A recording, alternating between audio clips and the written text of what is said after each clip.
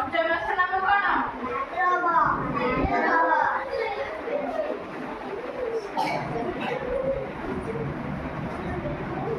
ଭାଦ୍ରବ ମାସରେ କେଉଁ ପୂଜା ପଡେ?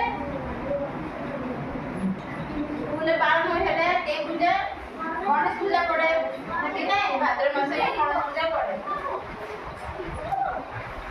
ଭାଦ୍ରବରେ କଣ? ଆଶ୍ଵିନ ମାସ। ଜୋର ପାଟିରେ ଆଶ୍ଵିନ ମାସରେ କେଉଁ ପର୍ବ ପଡେ? ଦୁର୍ଗା ପୂଜା ପଡେ।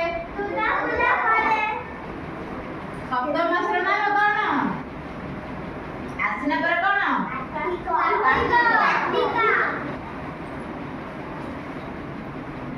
ଏବେ କେଉଁ ମାସ ଚାଲିଛି? କାର୍ତ୍ତିକ ମାସ ଚାଲିଛି।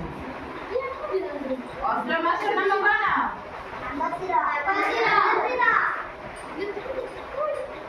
ମାର୍ଗଶିର ମାସରେ କାହାକୁ ପୂଜା କରାଯାଏ? ମା ଲକ୍ଷ୍ମୀଙ୍କୁ ପୂଜା କରାଯାଏ। ନବମ ମାସର ନାମ କଣ? ପୌଷ ମାସ। ଦଶମ ମାସର ନାମ?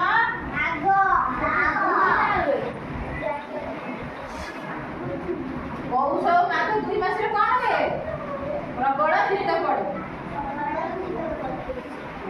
ପୌଷ ମାଘ ଦୁଇ ମାସକୁ କଣ ଶୀତ ଋତୁ କହନ୍ତି?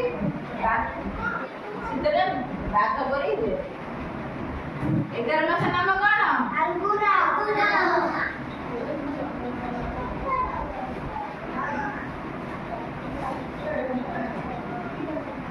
12 ମାସର ନାମ କଣ?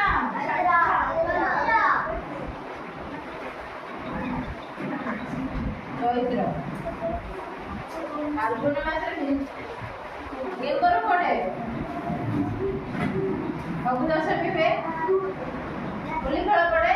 ଆଉ ଚୈତ୍ର ମାସରେ କଣ ହୁଏ? ପଣା ସଂକ୍ରାନ୍ତି ହୁଏ। କେତେଟା ମାସ ପଡେ? କେଉଁ ଦୁଇ ମାସରେ ବେଶୀ ଖରା ହୁଏ କହିଲ? ବୈଶାଖ ଜ୍ୟେଷ୍ଠ ମାସରେ ବଡ ଖରା ହୁଏ।